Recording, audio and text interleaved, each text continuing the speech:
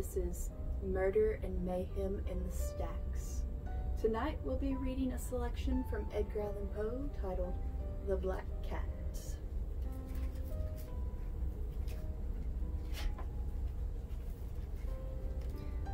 For the most wild yet most homely narrative which I am about to pen, I neither expect nor solicit belief.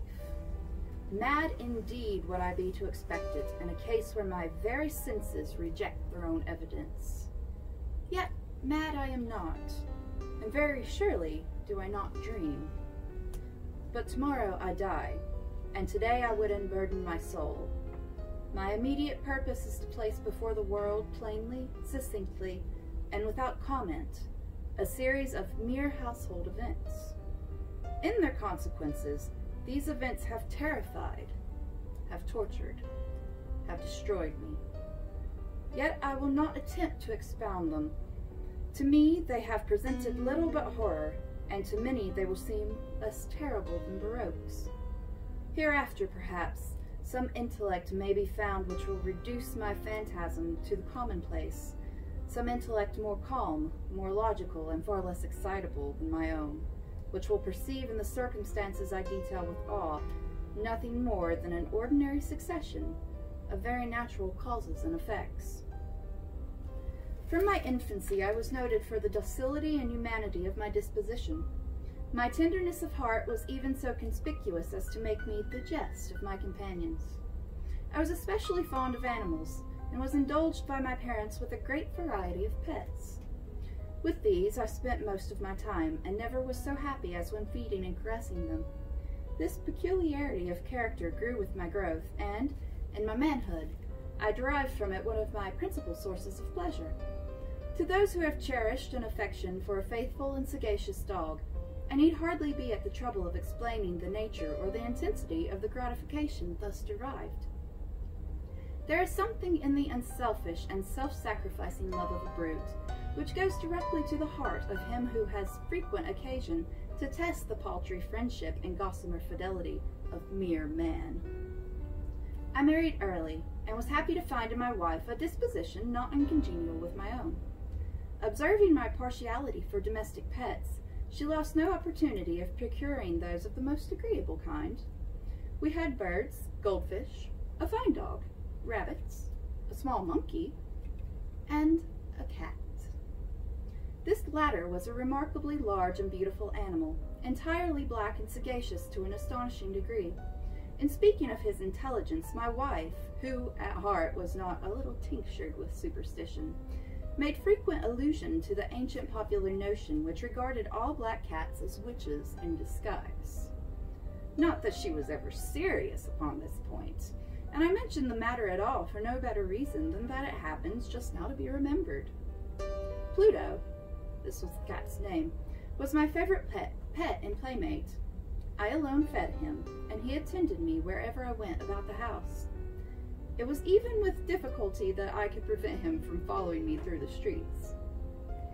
Our friendship lasted in this manner for several years, during which my general temperament and character, through the instrumentality of the fiend Intemperance, had, I blush to confess it, experienced a radical alteration for the worse. I grew, day by day, more moody, more irritable, more regardless of the feelings of others. I suffered myself to use intemperate language to my wife. At length, I even suffered her personal violence. And my pets, of course, were made to feel the change in my disposition. I not only neglected but ill-used them. For Pluto, however, I still retained sufficient regard to restrain me from maltreating him, as I made no scruple of maltreating the rabbits, the monkey, or even the dog when, by accident or through affection, they came in my way. But my disease grew upon me, for what disease is like alcohol, and at length even Pluto, who was now becoming old and consequently somewhat peevish, even Pluto began to experience the effects of my ill temper. One night, returning home much intoxicated from one of my haunts about town, I fancied that the cat avoided my presence. I seized him, when in his fright at my violence he inflicted a slight wound upon my hand with his teeth. The fury of a demon instantly possessed me. I knew myself no longer. My original soul seemed at once to take its flight from my body, and a more than fiendish malevolence, gin-nurtured, thrilled every fiber of my frame. I took from my waistcoat pocket a penknife, opened it, grasped the poor beast by the throat, and deliberately cut one of its eyes from the socket. I blush, I burn, I shudder, while I pin the damnable atrocity. When reason returned with the morning, when I had slept off the fumes of the night's debauch, I experienced a sentiment half of horror, half of remorse, for the crime of which I had been guilty. But it was at best a feeble and equivocal feeling, and the soul remained untouched. I again plunged into excess, and soon drowned in wine all memory of the deed. In the meantime, the cat slowly recovered. The socket of the lost eye presented, it is true, a frightful appearance, but he no longer appeared to suffer any pain. He went about the house as usual, but, as might be expected, fled in extreme terror at my approach. I had so much of my old heart left as to be at first grieved by this evident dislike on the part of a creature which had once so loved me. But this feeling soon gave place to irritation. And then came, as if to my final and irrevocable overthrow, the spirit of perverseness. Of this spirit philosophy takes no account. Yet I am not more sure that my soul lives than I am that perverseness is one of the primitive impulses of the human heart, one of the indivisible primary faculties, or sentiments, which give direction to the character of man. Who has not 100 times found himself committing a vile or a stupid action for no other reason than because he knows he should not? Have we not a perpetual inclination, in the teeth of our best judgment, to violate that which is law, merely because we understand it to be such? This spirit of perverseness, I say, came to my final overthrow. It was this unfathomable longing of the soul to vex itself, to offer violence to its own nature, to do wrong for the wrong's sake only, that urged me to continue and finally to consummate the injury I had inflicted upon the unoffending brute. One morning, in cold blood, I slipped a noose about its neck and hung it in the limb of a tree. Hung it with the tears streaming from my eyes and with the bitterest remorse at my heart. Hung it because I knew that it had loved me, and because I felt it had given me no reason of offense. Hung it because I knew that in doing so, I was committing a sin. A deadly sin that would so jeopardize my immortal soul as to place it, if such a thing were possible, even beyond the reach of the infinite mercy of the most merciful and most terrible God. On the night of the day on which this most cruel deed was done, I was aroused from sleep by the cry of fire. The curtains of my bed were in flames. The whole house was blazing. It was with great difficulty that my wife, a servant, and myself made our escape from the conflagration. The destruction was complete. My entire worldly wealth was swallowed up, and I resigned myself thenceforth to despair. I am above the weakness of seeking to establish a sequence of cause and effect between the disaster and the atrocity, but I am detailing a chain of facts, and wish not to leave even a possible link imperfect. On the day succeeding the fire, I visited the ruins. The walls, with one exception, had fallen in. This exception was found in a compartment wall not very thick, which stood about the middle of the house, and against which had rested the head of my bed. The plastering had here, in great measure, resisted the action of the fire, a fact which I attributed to its having been recently spread. About this wall a dense crowd were collected, and many persons seemed to be examining a particular portion of it with very minute and eager attention. The words "strange," "singular," and other similar expressions excited my curiosity. I approached and saw, as if graven in relief upon the white surface, the figure of a gigantic cat.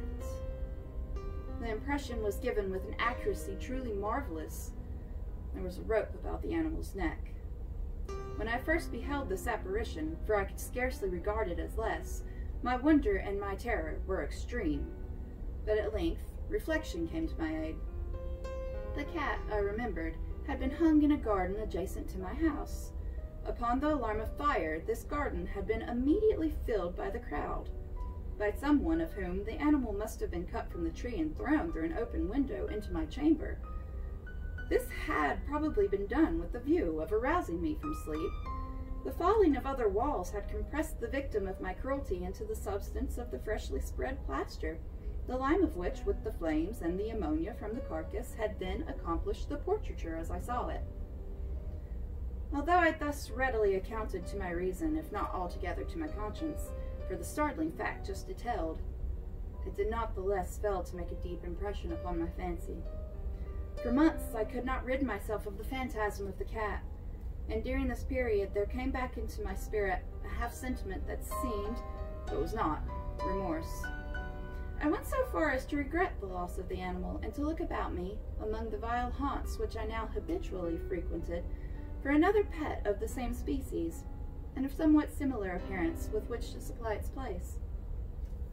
One night as I sat, half stupefied, in a den of more than infamy, my attention was suddenly drawn to some black object reposing upon the head of one of the immense hogsheads of gin, or of rum, which constituted the chief furniture of the apartment.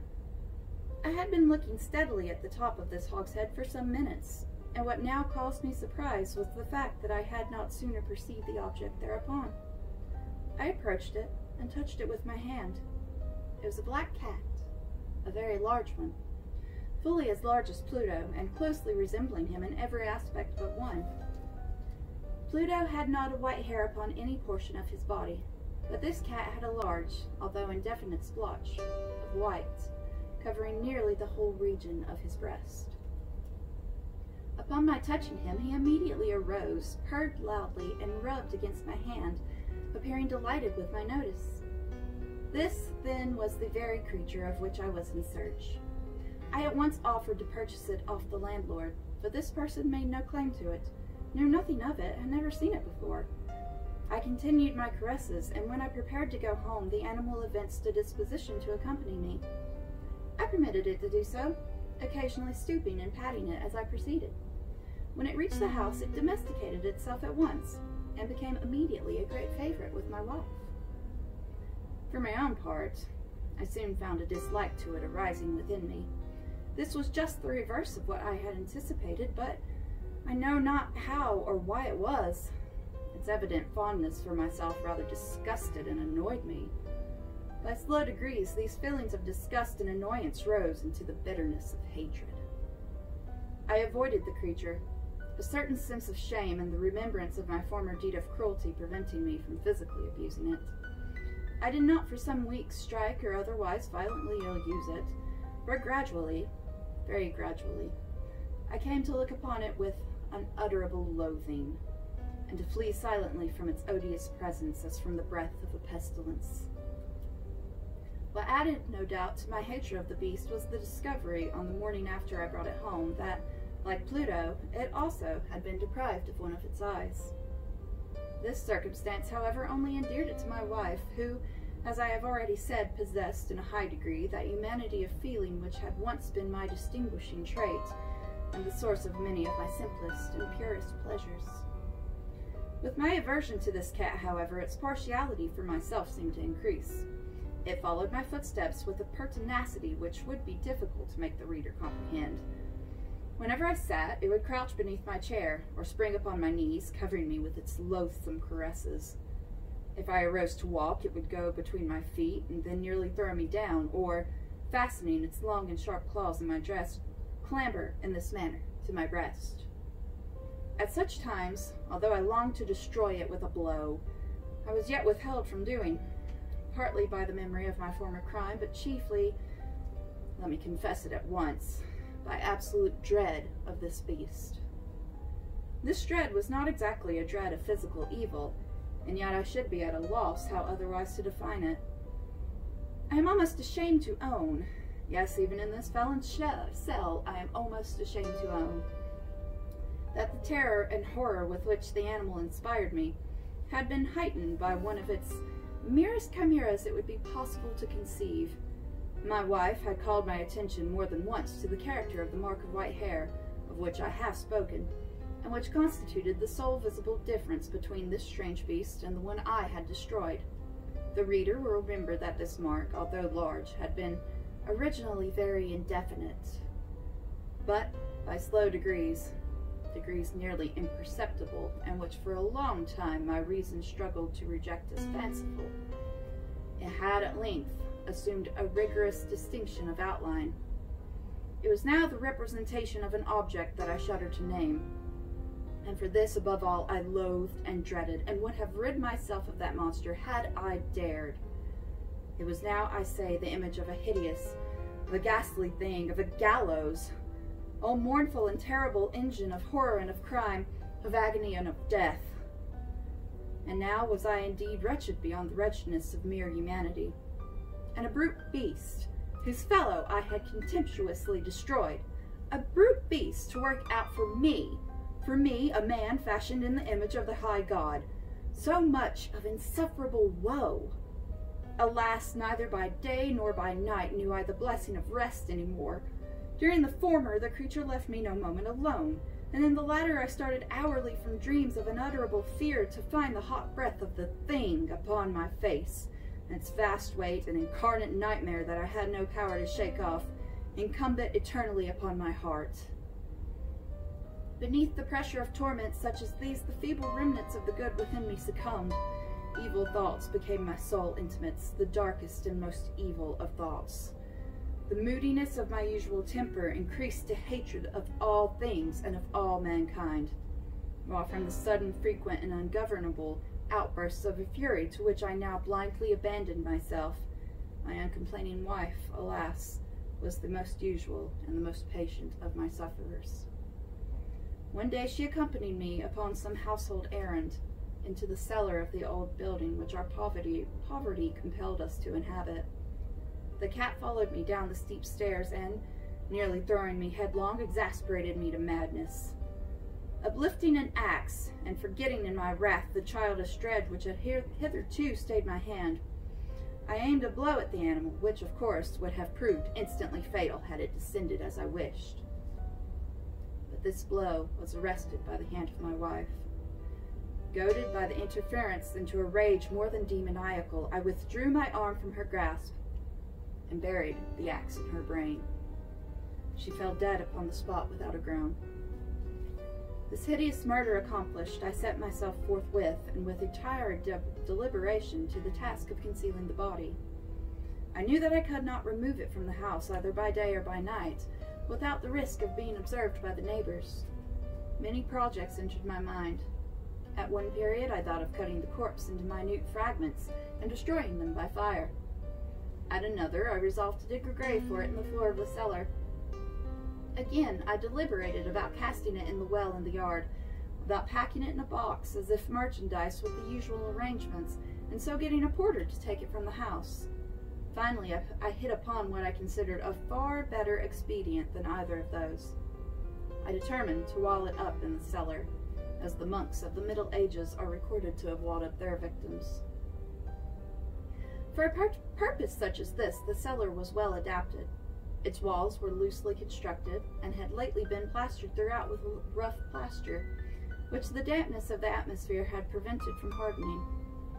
Moreover, in one of the walls was a projection, caused by a false chimney or fireplace that had been filled up and made to resemble the rest of the cellar. I made no doubt that I could readily displace the bricks at this point, insert the corpse, and wall the whole up as before, so that no eye could detect anything suspicious. And in this calculation, I was not deceived. By means of a crowbar, I easily dislodged the bricks, and, having carefully deposited the body against the inner wall, I propped it in that position, while with little trouble I relaid the whole structure as it originally stood. Having procured mortar, sand, and hair, with every possible precaution, I prepared a plaster which could not be distinguished from the old, and with this I very carefully went over the new brickwork. When I had finished, I felt satisfied that all was right. The wall did not present the slightest appearance of having been disturbed. The rubbish on the floor was picked up with the minutest care. I looked around triumphantly and said to myself, "Here at least, then, my labor has not been in vain." My next step was to look for the beast which had been the cause of so much wretchedness, for I had, at length, firmly resolved to put it to death. Had I been able to meet with it at the moment, there could have been no more doubt of its fate. But it appeared that the crafty animal had been alarmed at the violence of my previous anger, and forbore to present itself in my present mood. It is impossible to describe or to imagine the deep, the blissful sense of relief which the absence of the detested creature occasioned in my bosom. It did not make its appearance during the night, and thus for one night at least since its introduction into the house, I soundly and tranquilly slept. Slept even with the burden of murder upon my soul. The second and the third day passed, and still my tormentor came not. Once again I breathed as a free man. The monster in terror had fled the premises forever. I should behold it no more. My happiness was supreme. The guilt of my dark deed disturbed me but little. Some few inquiries had been made, but these had been readily answered.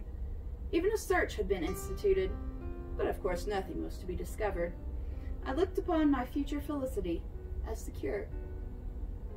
Upon the fourth day of the assassination, a party of the police came very unexpectedly into the house, and proceeded again to make rigorous investigation of the premises.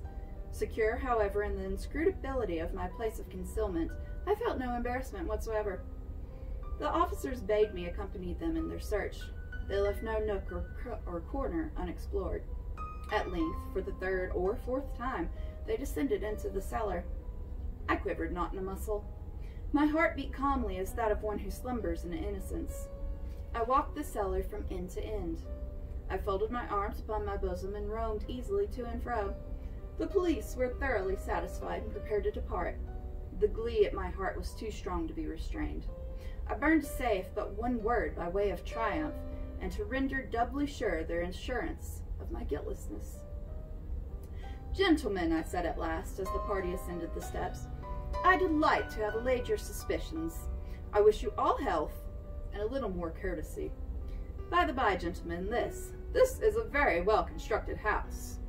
In the rabid desire to say something easily, I scarcely knew what I uttered at all. I may say an excellently well-constructed house. These walls— are you going, gentlemen? These walls are solidly put together.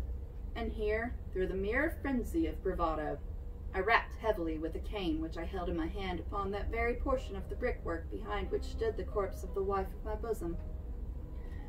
But may God shield and deliver me from the fangs of the arch-fiend. No sooner had the reverberation of my blow sunk into silence than I was answered by the voice from within the tomb, by a cry at first muffled and broken, like the sobbing of a child, and then quickly swelling into one long, loud, and continuous scream, utterly anomalous and inhuman. A howl, a wailing shriek, half of horror and half of triumph, such as might have arisen only out of hell, conjointly from the throats of the damned in their agony and of the demons that exult in damnation. Of my own thoughts it is folly to speak. Swooning, I staggered to the opposite wall. For one instant the party on the stairs remained motionless, their extremity of terror and awe. In the next, a dozen stout arms were toiling at the wall.